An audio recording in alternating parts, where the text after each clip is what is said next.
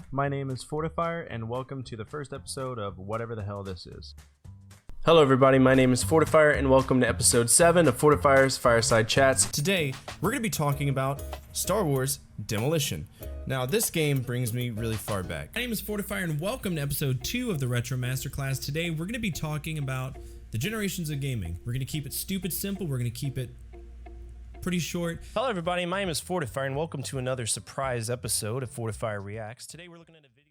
I'm going to try my hardest not to mess up because I don't want to have to do too much editing, but my brain doesn't talk to my mouth very good, so sometimes I lose track of what I'm saying. Thanks, Uncle Sam. Appreciate it. God tier.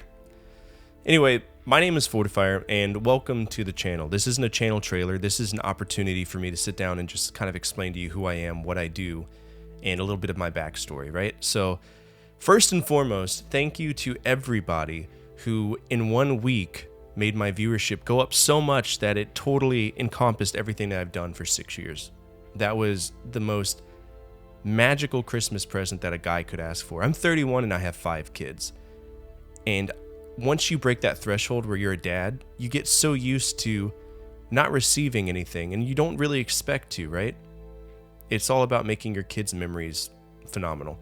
So to get that gift in the form of something I'm passionate about was incredible. I didn't expect it. I don't think anybody really expects it.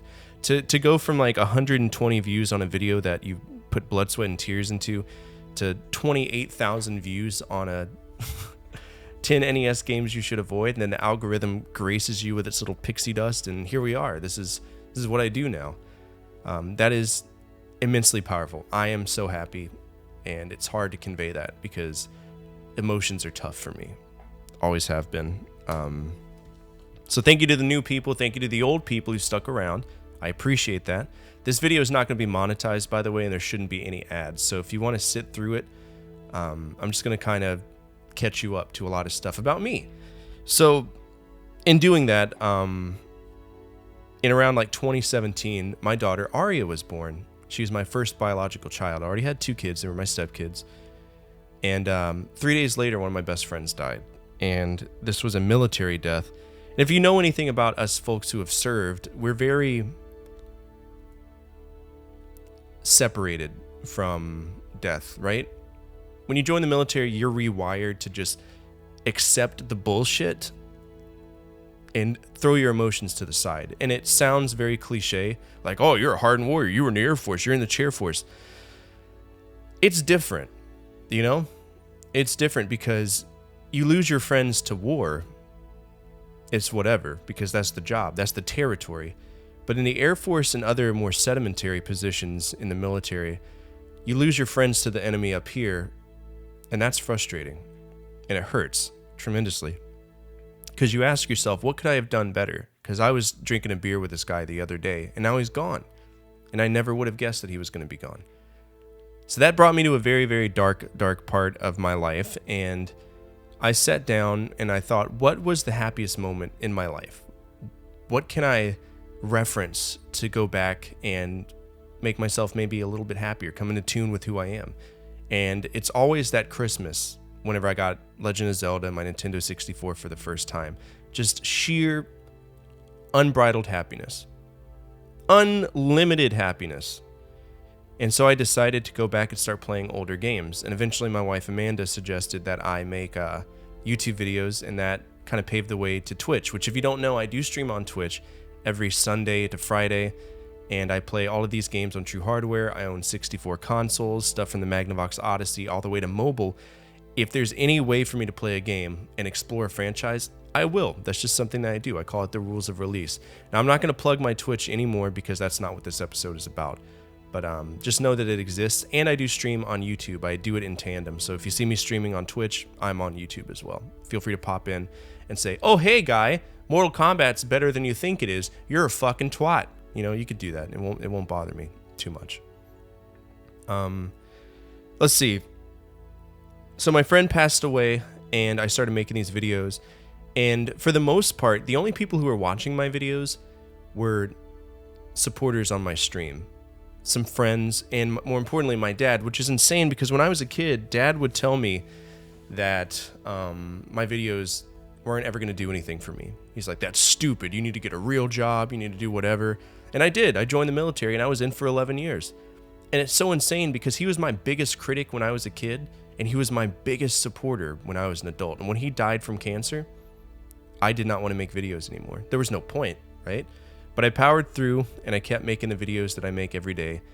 And then fast forward to that Christmas era where all of a sudden we're a YouTube partner. We're a YouTube partner. And that wouldn't have been possible without y'all, right? I wanted to make this video as soon as we hit 2,000, but you know, people on the internet, they can be kind of shitty. And I didn't want to be like, thanks for 2,000. That's awesome. Wow. I appreciate it.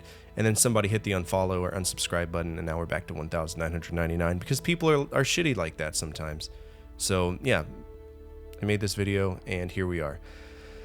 I wanted to explain some of the projects that I do as well, because I know it can be confusing. More often than not, when I read those comments, which I do read every single comment, and I do respond to every single comment, a lot of people are like, how have you never played this game before? Well, when I stream games, I have what's called the rules of release, meaning that if I want to play a new game in a franchise, I got to go all the way back to where it all started. That's my shtick. That's my gimmick. I want to see how these games evolved. A perfect example is the Telltale Batman game, the newest Batman game that's out. If I wanted to play that, I would have to go all the way back to the NES and play Sunsoft's Batman on the NES, which is a tremendously awesome game, but I've never played it. And even before I played the NES version, which is going to be coming up soon, I had to play the ZX Spectrum horrible isometric game on the MSX, the port, because that's what it is. The MSX version is a port, on a cassette tape, which means I went out and I bought a cassette player, I bought an MSX, I bought the cable, and I bought the game. And we streamed it live, and it was awesome, and we beat it. It was a labor of love. It wasn't particularly a good game, but we did it. We beat it. Then I played the Caped Crusader on DOS, and that was trash. And now we're where we are in terms of rules of release. So don't freak out when I say I haven't played a game. It's because my subscribers and my viewers ultimately dictate what I play. It's just a great business model and allows people who have faith in me, who believe in me, to know that I'm going to play something that they request. Same with the videos here. Every time you suggest something, I will go out of my way to make it. I have a whole big old list of stuff that's upcoming, and it's literally based on what you've suggested. So, looking at some of the projects I have right now, though, the old two legacy ones are Fireside Chat and Contemporary Corner. This was my way of trying to be the AVGN. I'm not gonna sugarcoat it. It was vulgarity, response, memories. Occasionally I had some stupid skits in there. I don't really do those anymore because the whole principle was I looked at the game, I looked at the artwork, and I only played it for like an hour, and then I judged the whole game, which is incredibly dumb. So I'm thinking of sunsetting that project, and I just haven't had any interest in doing it because you can't judge a game in an hour. So I felt that was dumb. Then we got the Ready Go Gaming Show. Ready Go Gaming Show is not a podcast. I know a lot of people might think it's a podcast. It's not. It's a long-form documentary about video game history. The first few episodes I did were kind of pilot episodes. So if you want to actually sit down and veg out on Ready Go Gaming Show, I would suggest the Sega episode is a wonderful start, because it was at that point I learned how to audio mix. All the other videos are loud for no reason, and it's just because I didn't know what I was doing. I was self-taught on everything from Adobe Premiere to After Effects to Audition to Photoshop. I didn't know how to do any of it, and I picked it up on my own, learned how to do it. So check out Ready Go Gaming Show if you want to learn about franchises, genres, or even entire companies. I strongly encourage that you do. And if you want shorter videos, the Ready Go Gaming Show special, that's what the purpose of that is. It's smaller footprints in the gaming industry. Usually those videos are no more than 20 minutes. And I know Ready Go Gaming Show has been long. I think the longest episode was an hour 30, possibly 2 hours. That's incredibly long by YouTube standards. So make sure that you're like sitting on the couch and like you have nothing better to do, because those videos are incredibly long. Some of the newer videos I've made, though, they're not, right? So Generations in particular is one of my favorite projects that I work on, and it covers the entire generation of video gaming. For example, we have the first generation, which was about the Pong Wars. It was talking about every single company that created consoles for the most part during the first generation of gaming. And it talks about Atari, it talks about Magnavox, and how they kind of butted heads to create video games, at least in the first gen. Second gen was about the crash of 1983 or 1984. I always get it backwards. Talk about Coleco and Intellivision and Creative Vision and all of these weird concepts that saturated the market and led to it crashing. And finally, the most recent episode is Generations 3, which talks about NES and the SG-1000 and how they completely revitalized an industry after the crash. I am scripting the 4th generation that should come out soon. I don't know what I want to call it. I think I'm going to call it the Console Wars because that makes sense. That was that era of gaming where the Console Wars taking place, and that was the whole Genesis does what Nintendo don't. You remember that? I remember seeing that on the wall. That was incredible. Finally, we got Series Slayer. Series Slayer is a video I make that reviews an entire franchise once I finish it. Then we have System Shock, which a lot of you have just recently seen, where it's a hands-on, like, one-stop shop on a system. And then I got some reaction videos, and I got a lot of other things. There's a wide variety of videos out there, but I do ask that you be patient with me because I didn't know what I was doing when I was a kid. I didn't at all. It wasn't good. So I won't be mad if you don't go back to see 1942's Fireside Chat. That is one of my highest rated and viewed videos, but also is crap, because it is.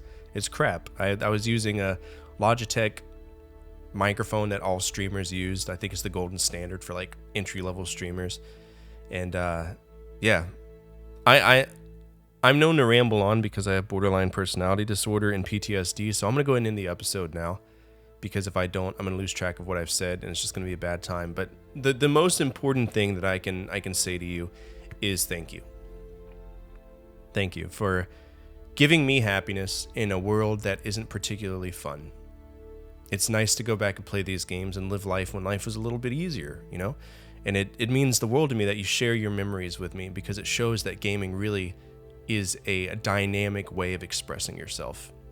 And if I can believe the comments, a lot of y'all had excellent childhoods, just like myself, where we sat in front of a CRT and wasted hours of our lives trying to go into these worlds and fulfill these roles that we would never be in life, right? That was the nice escape. So, as always, from my family to your family, good energy, good vibes, Fortifire out. Keep the flames of retro gaming burning and the flames of hope burning even stronger. Take care, guys.